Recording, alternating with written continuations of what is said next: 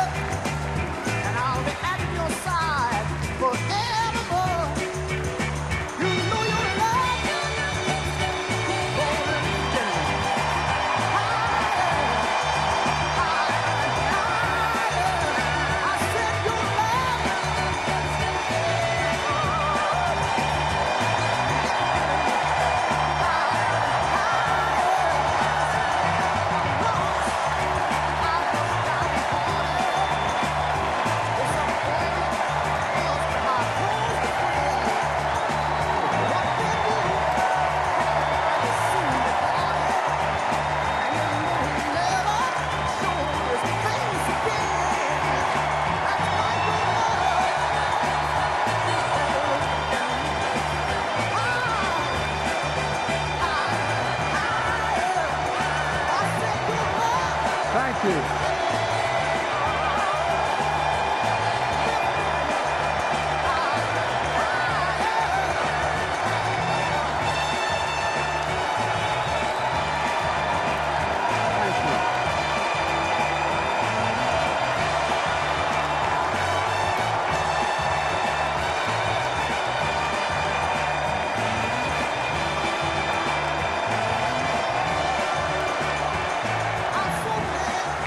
Thank you, thank you, thank you.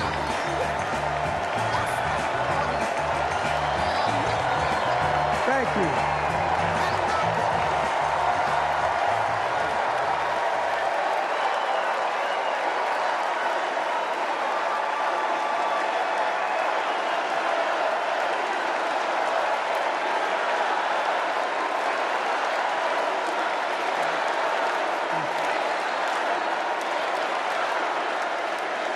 Thank you, thank you, thank you.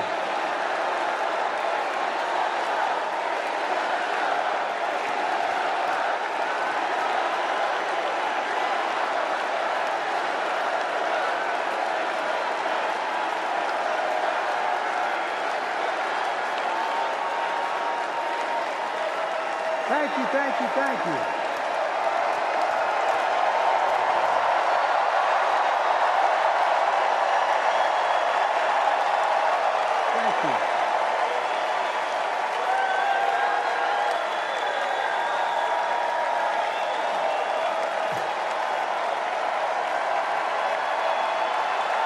Thank you.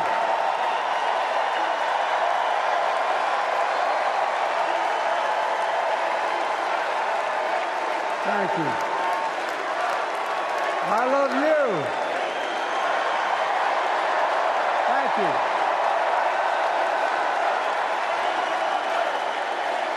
Thank you, thank you, thank you.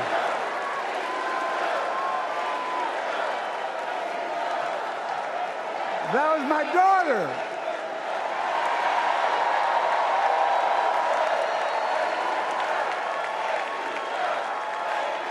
Thank you.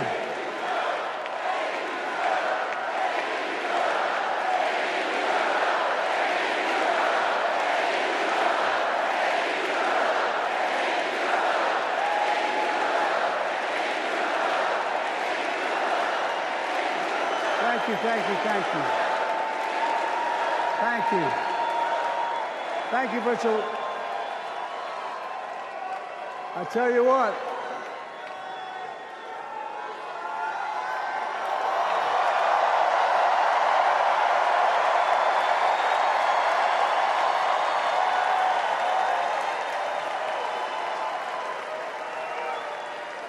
To my dearest daughter, Ashley, God love you, you're incredible.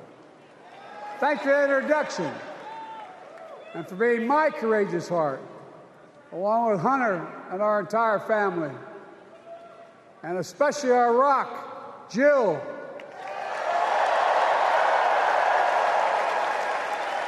For as those of you who know us, she still leaves me both breathless and speechless.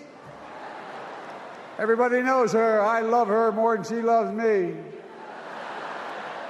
She walks down the stairs and I still get that going boom, boom, boom. Y'all will know me. No, I'm not kidding. Let's give a special round of applause to our First Lady, Jill Biden.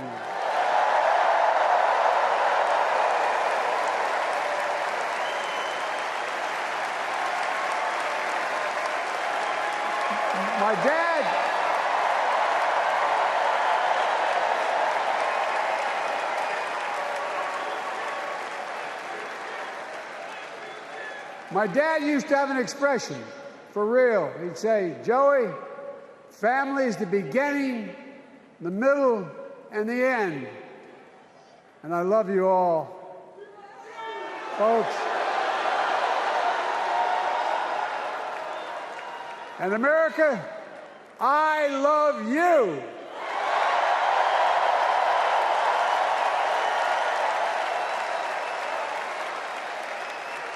Folks, let me ask you.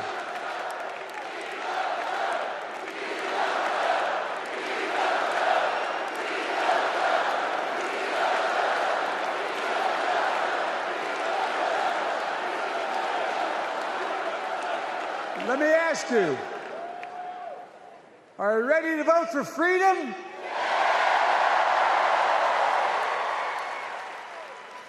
Are you ready to vote for democracy and for America?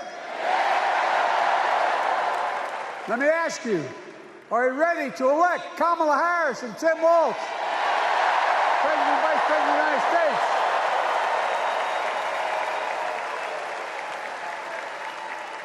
My fellow Democrats, my fellow Americans, nearly 4 years ago, in winter, on the steps of the Capitol, on a cold January day, I raised my right hand and I swore an oath to you and to God to preserve, protect, and defend the Constitution and to faithfully execute the office of the President of the United States. In front of me was the city surrounded by the National Guard.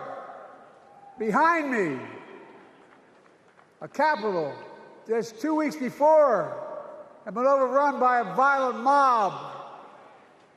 But I knew then, from the bottom of my heart, that I knew now, there is no place in America for political violence.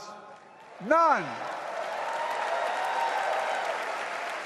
You cannot say you love your country only when you win.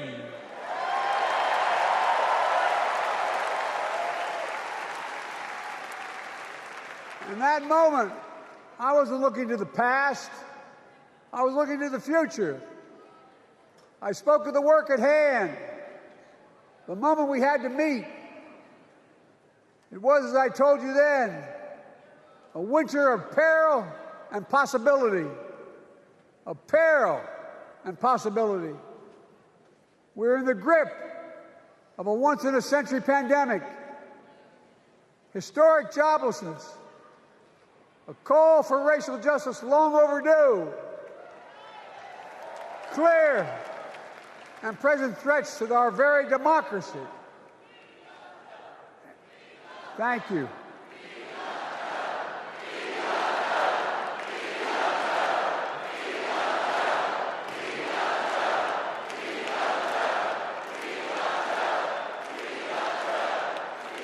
And yet I believed then, and I believe now, that progress was and is possible. Justice is achievable. And our best days are not behind us, they're before us.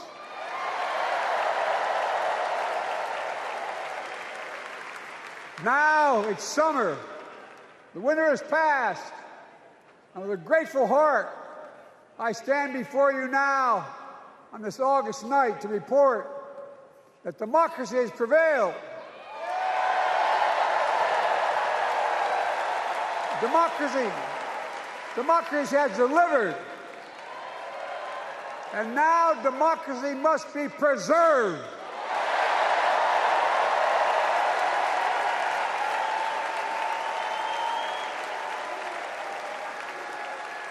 You've heard me say it before. We're facing an inflection point. One of those rare moments in history when the decisions we make now will determine the fate of our nation and the world for decades to come. That's not hyperbole, I mean it literally. We're in a battle for the very soul of America. I ran for president in 2020 because of what I saw in Charlottesville in August of 2017. Extremists coming out of the woods, carrying torches, their veins bulging from their necks, carrying Nazi swastikas, and chanting the same exact anti-Semitic bile that was heard in Germany in the early 30s. Neo-Nazis, white supremacists, and the Ku Klux Klan, so emboldened by a president then in the White House that they saw as an ally. They didn't even bother to wear their hoods. Hate was on the march in America. Old ghosts and new garments, stirring up the oldest divisions, stoking the oldest fears, giving oxygen to the oldest forces that they long sought to tear apart America. In the process, a young woman was killed. When I contacted her mother, I asked about what happened. She told me. When the president was asked what he thought had happened, Donald Trump said, and I quote, "There are very fine people on both sides. My God." That's what he said. That is what he said and what he meant. That's when I realized, had to listen to the admonition of my dead son, I could not stay in the sidelines. So I ran.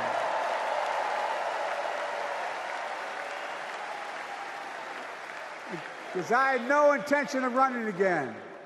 I just lost part of my soul. But I ran with a deep conviction. In America, I know and believe in an America where honesty, dignity, decency still matter. An America where everyone has a fair shot and hate has no safe harbor.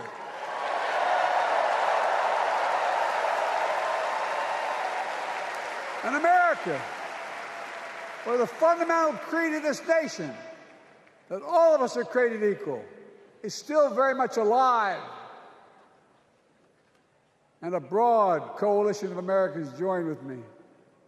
81 million voters voted for us, more than any time in all of history.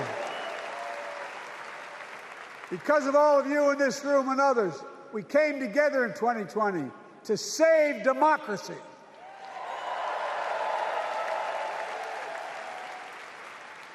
As your president, I've been determined to keep America moving forward, not going back, to stand against hate and violence in all its forms, to be a nation where we not only live with but thrive on diversity, demonizing no one, leaving no one behind, and becoming the nation that we profess to be.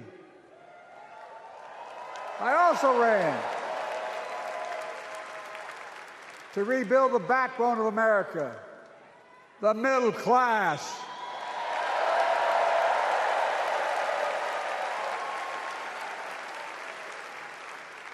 I made a commitment to you that I'd be a president for all Americans, whether you voted for me or not. We have done that. Studies show the major bills we have passed actually delivered more to red states than blue. Because the job of the president is to deliver to all of America.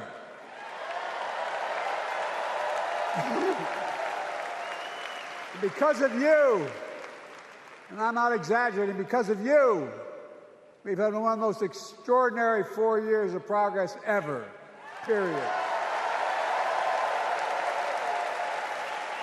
When I say we, I mean Kamala and me. Just think about it. COVID no longer controls our lives.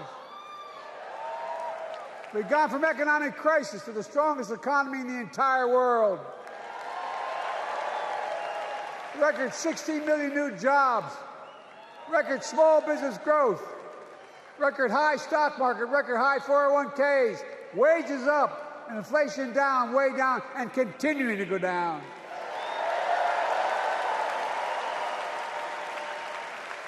The smallest racial wealth gap in 20 years. And yes, we both know we have more to do, but we're moving in the right direction. More Americans have peace of mind that comes from having health insurance. More Americans have health insurance today than ever before in American history.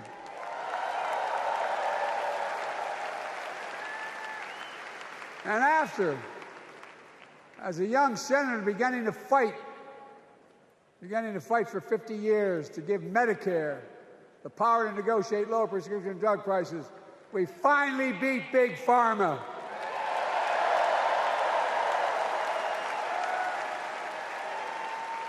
And guess who cast the tie-breaking vote?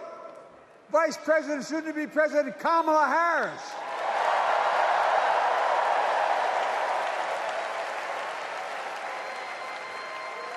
And now it's the law of the land. Instead of paying $400 a month for insulin, seniors with diabetes will pay $35 a month. The law we passed already includes, starting in January, every senior's total prescription cost can be capped at $2,000 no matter how expensive the drugs they have. And what we don't focus on, and our Republican friends don't seem to understand, our reforms don't just save seniors money, they save the American taxpayers money. You know what we just passed saved? It saved $160 billion over the next decade. That's not hyperbole. It's because Medicare no longer has to pay those exorbitant prices to the big pharma. But look, well, thank you, Kamala, too. Look, folks, how can we have the strongest economy in the world without the best infrastructure in the world? Donald Trump promised Infrastructure Week every week for 4 years, and he never built a damn thing.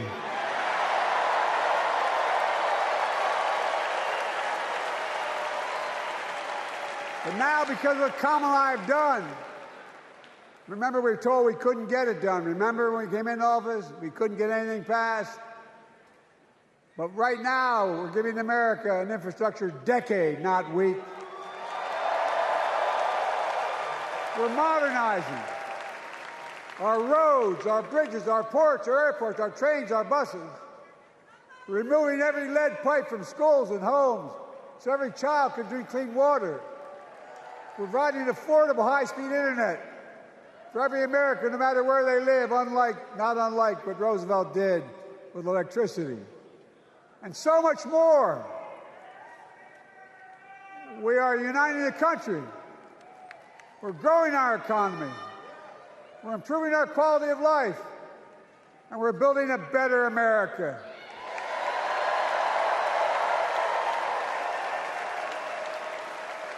Because that's who we are. How can we be the strongest nation in the world without leading the world in science and technology? After years of importing 90% of our semiconductor chips from abroad, which America invented those chips, our Chips and Science Act meant that private companies from around the world are now investing literally tens of billions of dollars to build new chip factories right here in America.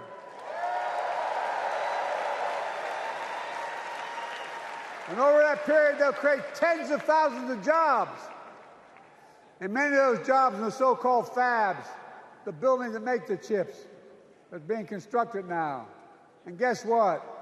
The average salary in those fabs, size of a football field, will be over $100,000 a year, and you don't need a college degree.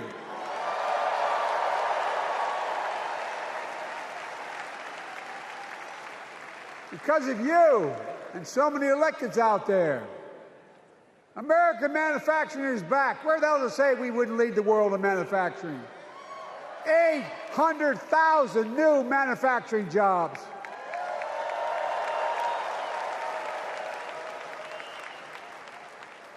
Our Republican friends and others made sure they'd go abroad to get the cheapest labor. We used to import products and export jobs.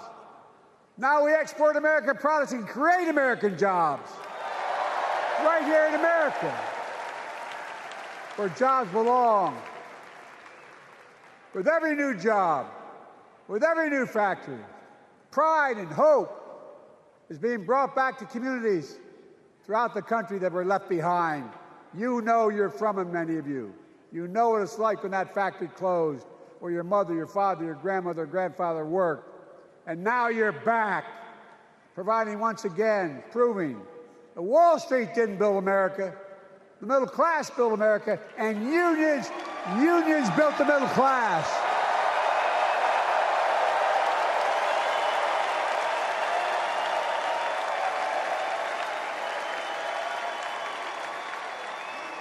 It's been my view since I came to the Senate. And that's why I'm proud to have been the first president to walk a picket line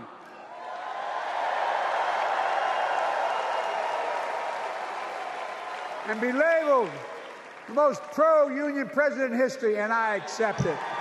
It's a fact.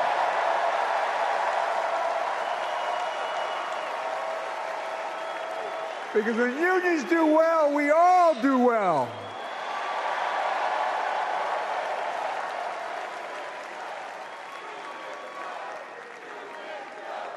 You got it, man.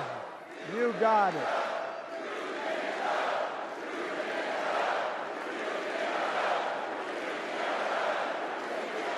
I agree. I'm proud.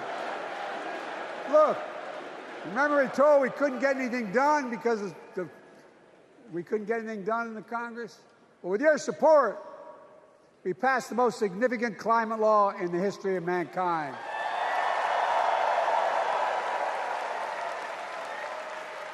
Over $370 billion. Cutting carbon emissions in half by 2030. Launching a climate corps, similar to AmeriCorps and Peace Corps, creating tens of thousands of jobs for young people of the future who are going to make sure this continues.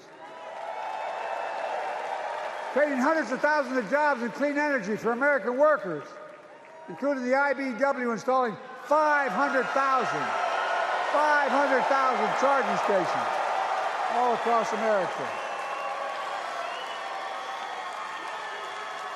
And in the process, reducing carbon emissions. And we're seeing it. We're seeing to it that the first beneficiaries of environmental initiatives are those fence-line communities that have been smothered by the legacy of pollution. Louisiana and Delaware, Route 9, all the factories, all those chemical factories are right next to the poorest neighborhoods. They're the ones we're going to bring back.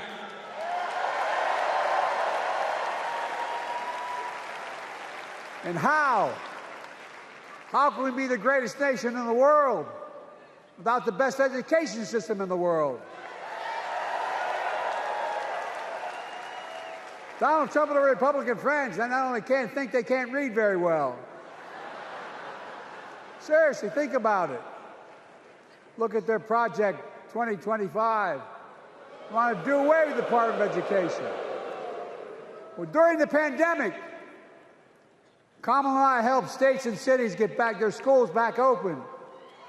And we gave public school teachers a raise.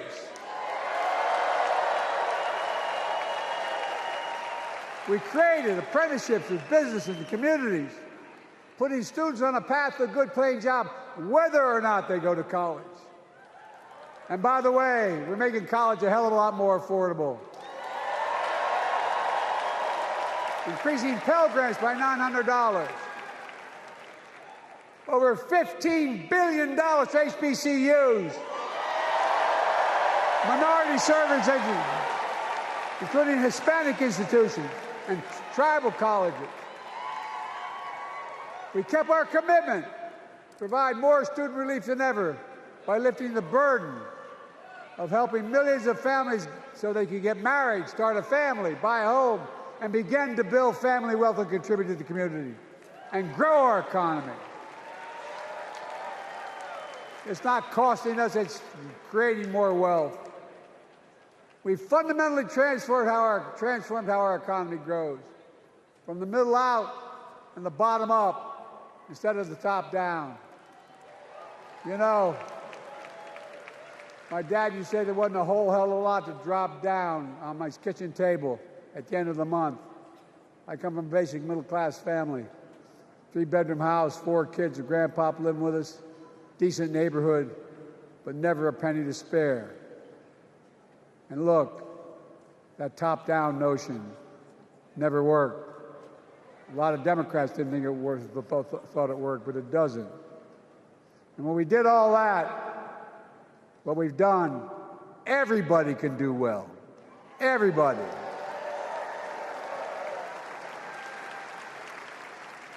Donald Trump calls America a failing nation. No, I'm serious. But think about this. Think about this. He publicly says to the whole world, I'm going to say something outrageous. I know more foreign leaders by their first names and know them well than anybody alive. Just because I'm so damn old. But I'm not joking. Think of the message he sends around the world when he talks about America being a failing nation. He says we're losing. He's the loser. He's dead wrong.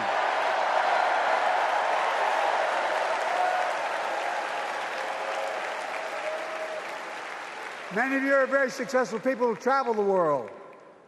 Name me a country in the world that doesn't think we're the leading nation in the world. Without America, not a joke, think about it. I'm being literal. Who could lead the world other than the United States of America? Well, guess what? America's winning, and the world's better off for it. America's more prosperous, and Americans are safer today than they were under Donald Trump. Trump continues to lie about crime in America, like everything else. Guess what? On his watch, the murder rate went up 30%, the biggest increase in history. Meanwhile, we made the largest investment, Kamala and I, in public safety ever. Now, the murder rate is falling faster than any time in history. Violent crime has dropped to the lowest level of more than 50 years. And crime will keep coming down when we put a prosecutor in the Oval Office instead of a convicted felon.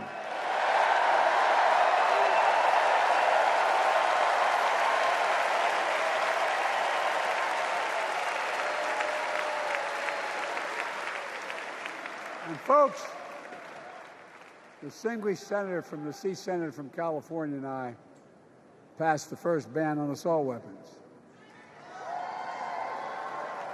And guess what? It worked. If we care about public safety, we need to prevent gun violence. And what makes me ashamed when I travel the world, which I do, more children in America are killed by a gunshot than any other cause in the United States. More die from a bullet than cancer, accidents, or anything else in the United States of America. My God. That's why Kamala and I are proud. We beat the NRA when we passed the first major bipartisan gun safety law in 30 years.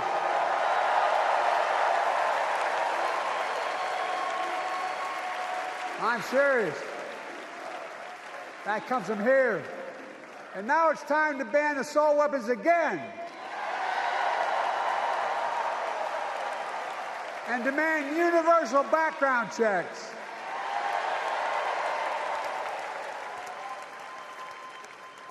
It's hard.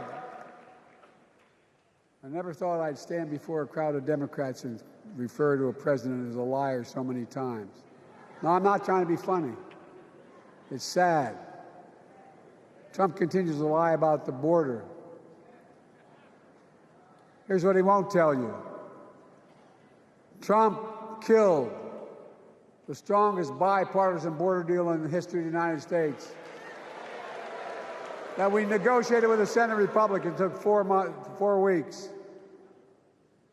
Once it passed, and never acknowledged the most expansive border change in American history, he called senators to say, don't support the bipartisan bill, because he said it would help me politically and hurt him politically.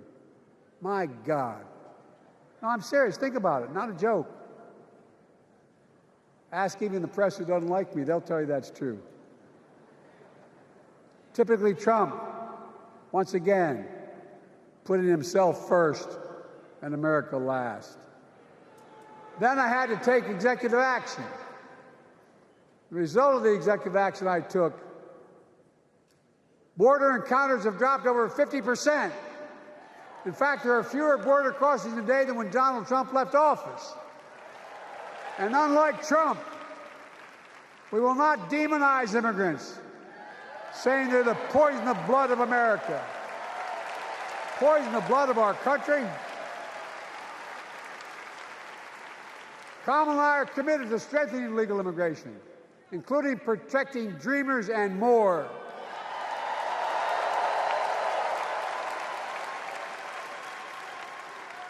And here's what else I believe in. Protecting your freedom to vote, your freedom to love who you love.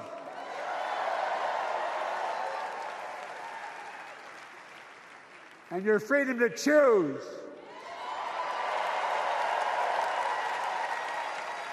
In its decision overturning Roe v. Wade, as you heard earlier tonight, the United States Supreme Court majority wrote the following, quote, women are not without electoral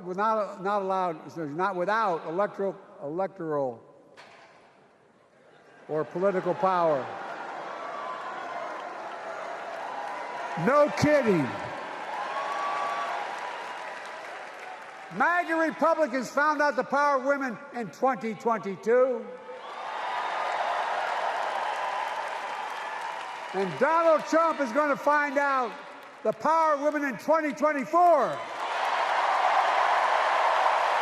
Watch.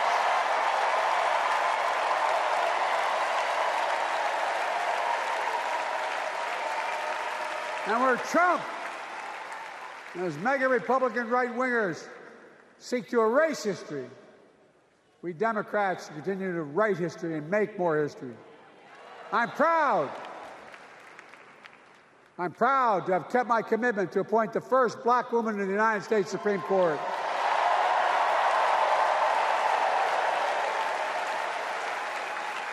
Ketanji Brown Jackson, a symbol for every young woman in America that you can do anything. I'm proud that I've kept my commitment to have an administration that looks like America and that taps in to the full talent of our nation. The most diverse cabinet in history, including the first black woman of South Asian descent to serve as vice president. And will soon serve as the 47th president of the United States.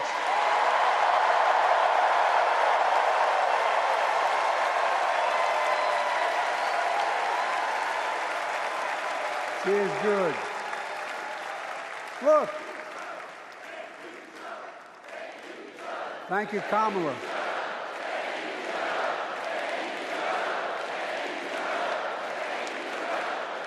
Folks, I've long said we have many obligations as a nation.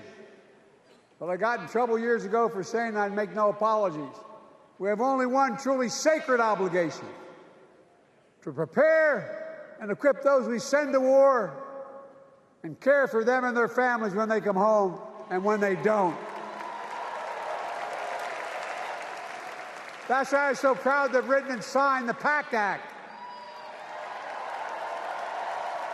one of the most significant laws ever, helping veterans and their families exposed to toxic materials like burn pits in Agent Orange. I was around during the Vietnam War. It's hard. Nobody was able to prove that their illness was a consequence of Agent Orange. And no one was able to prove initially that because they lived in burn pits like my son lived next to in Iraq for a year, that is the cause of their illness. But because of the PACT Act, a surviving spouse with 2 children is now eligible for a stipend of about $3,000 a month. And those children who lost a parent are eligible for tuition benefits to go to college and to get job training. It's already helping over 1 million veterans and their families just so far. Well, I love them, and I'm so proud of my son's service. We get it. But guess who doesn't get it and doesn't respect our veterans? We know from his own chief of staff, the 4-star General John Kelly, that Trump, when in Europe, would not go to the grave sites in France.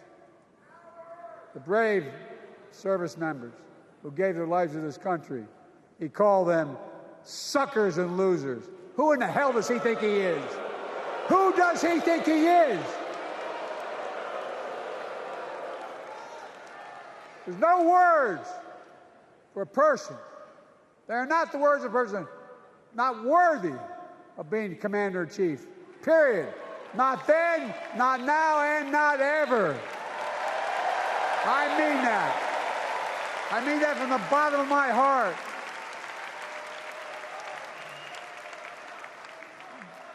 Just as no commander-in-chief should ever bow down to a dictator, the way Trump bows down to Putin. I never have, and I promise you, Kamala Harris will never do it. Will never bow down. When Trump left office, Europe and NATO was in tatters.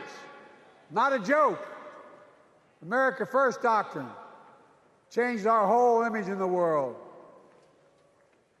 Well, they gave the hours, about 190 hours sum total, even my counterparts or heads of state in Europe, to strengthen NATO.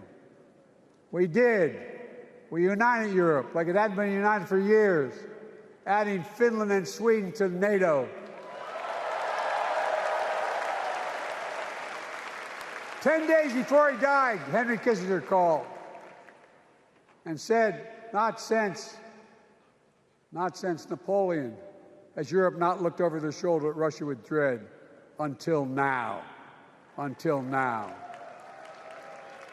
Well, guess what? Putin thought he'd take Kyiv in 3 days. 3 years later, Ukraine is still free.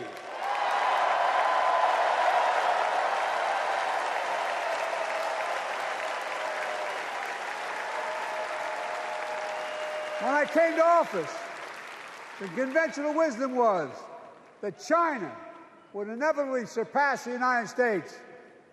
They haven't noticed. No one's saying that now.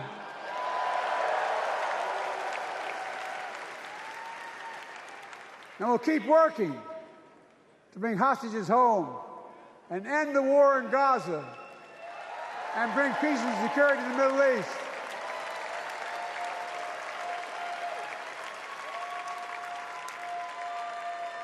As you know, I wrote a peace treaty for Gaza. A few days ago, I put forward a proposal that brought us closer to doing that than we've done since October 7th.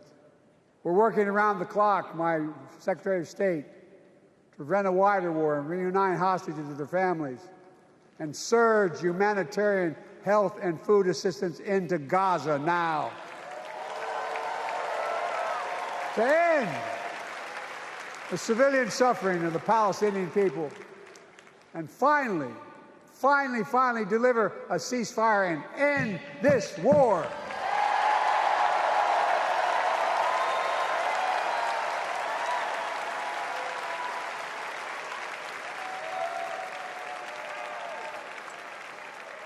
Those protesters out in the street, they have a point.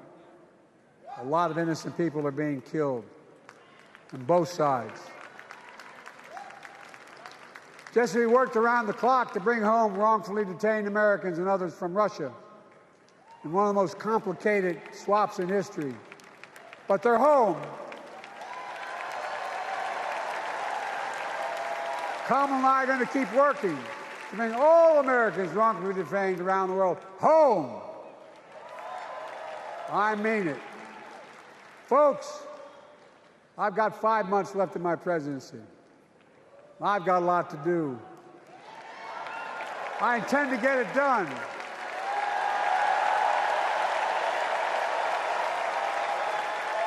It's been the honor of my lifetime to serve as your president. I love the job, but I love my country more. I love my country more. And all this talk about how I'm angry at all those people who said I should step down, that's not true.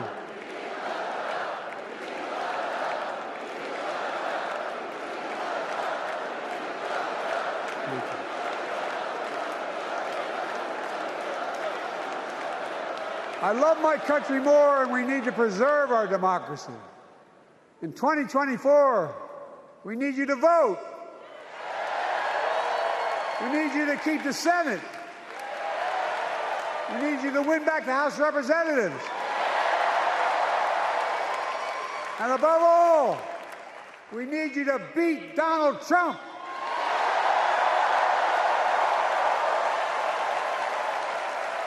And elect Kamala and Tim,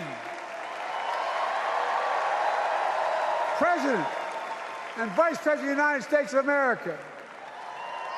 Look, they'll continue to lead America forward, creating more jobs, standing up for workers, growing the economy, lower the cost to American families so they just have a little more breathing room. We've made incredible progress, but we have more work to do. And Kamala and Tim will continue to take on corporate greed and bring down cost of food. They'll keep taking on Big Pharma, making insulin $35 a month, not just for seniors, but for everyone in America. And capping prescription drug costs at a total of $2,000, not just for seniors, but for everyone. And folks, that's going to save America again tens of billions of dollars. Folks, they'll make housing more affordable, building 3 million new homes, providing $25,000 down payment assistance for the first-time home buyer, more than the 10 we approved. Donald Trump wants a new tax on imported goods, food, gas, clothing, and more. You know what that will cost the average family, according to the experts? $3,900 a year in a tax. No, it's a fact. Kamala and Tim will make the child care tax credit permanent.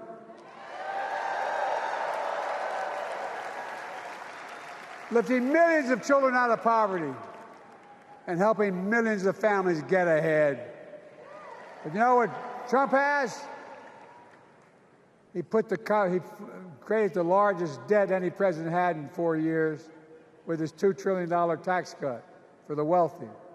Well, Trump has a new plan.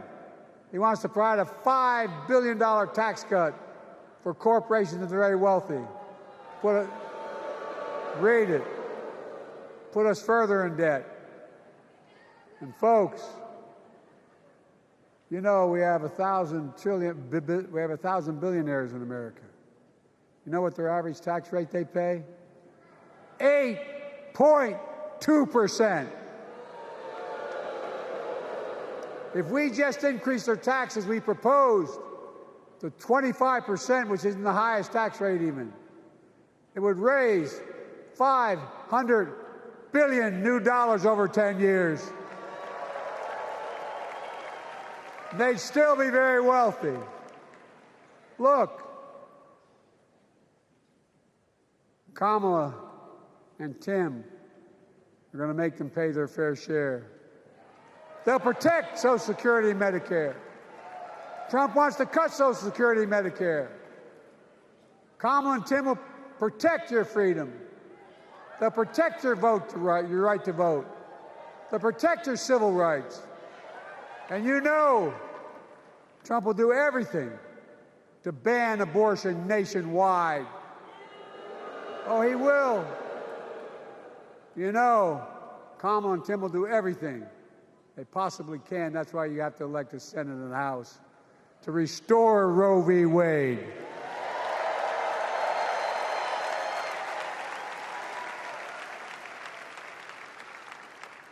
The ancient Greeks taught us that character is destiny. Character is destiny. For me and Jill, we know Kamala and Doug are people of character. It's been our honor to serve alongside them.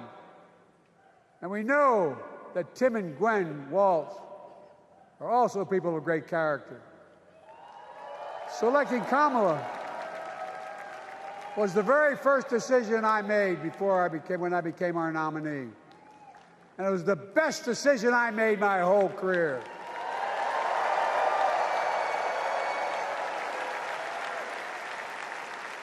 We've not only gotten to know each other, we've become close friends. She's tough, she's experienced, and she has enormous integrity, enormous integrity. Her story represents the best American story. And like many of our best presidents, she was also vice president. That's a joke.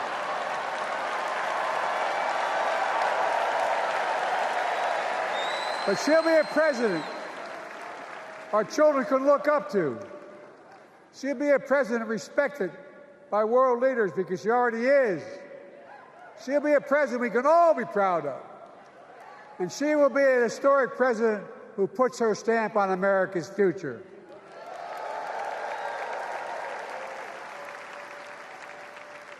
This will be the first presidential election since January 6th. On that day, we almost lost everything about who we are as a country. And that threat, this is not hyperbole, that threat is still very much alive. Donald Trump says he will refuse to accept the election result if he loses again. Think about that.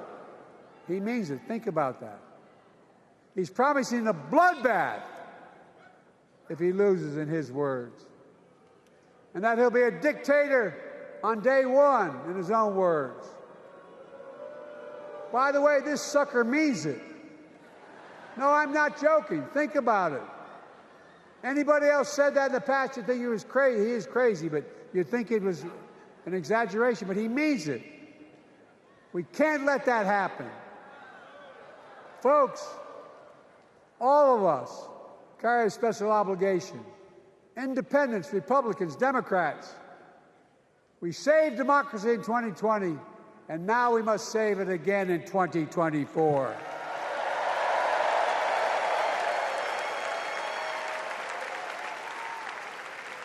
The vote of each of us cast this year will determine whether democracy and freedom will prevail.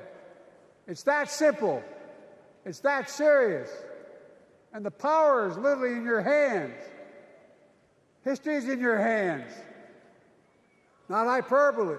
It's in your hands. America's future is in your hands. Let me close with this. Nowhere else in the world could a kid with a stutter and modest beginnings in Scranton, Pennsylvania, and Claymont, Delaware, grow up to sit behind the resolute desk in the Oval Office,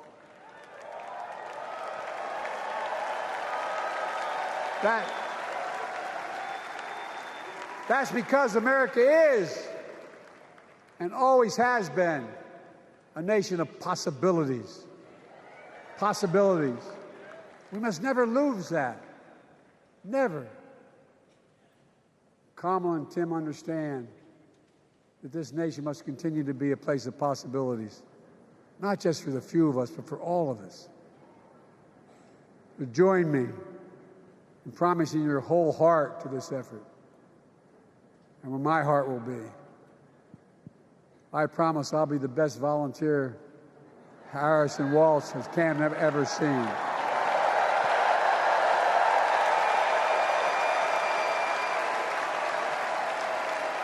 Each of us has a part in the American story. For me and my family, there's a song that means a lot to us. It captures the best of who we are as a nation. The song is called American Anthem. There's one verse that stands out, and I can't sing worth a damn, so I'm not going to try. I'll just quote it. The work and prayers of centuries have brought us to this day. What shall our legacy be? What will our children say? Let me know in my heart when my days are through. America, America, I gave my best to you.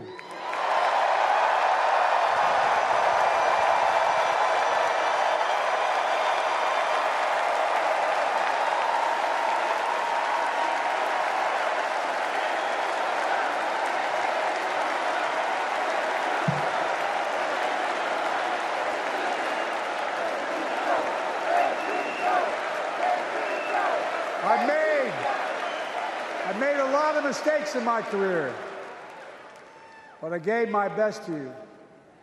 For 50 years, like many of you, I've given my heart and soul to our nation.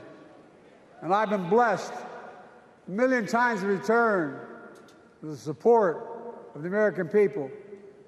I've either been too young to be in the Senate because I wasn't 30 yet, and too old to stay as president. But I hope you know how grateful I am to all of you. I can honestly say, and I mean this from the bottom, give you my word as a Biden, I can honestly say I'm more optimistic about the future than I was when I was elected as a 29-year-old United States Senator. I mean it. Folks, we just have to remember who we are. We're the United States of America.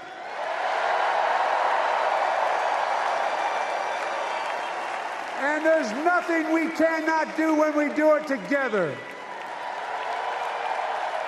God bless you all, and may God protect our troops.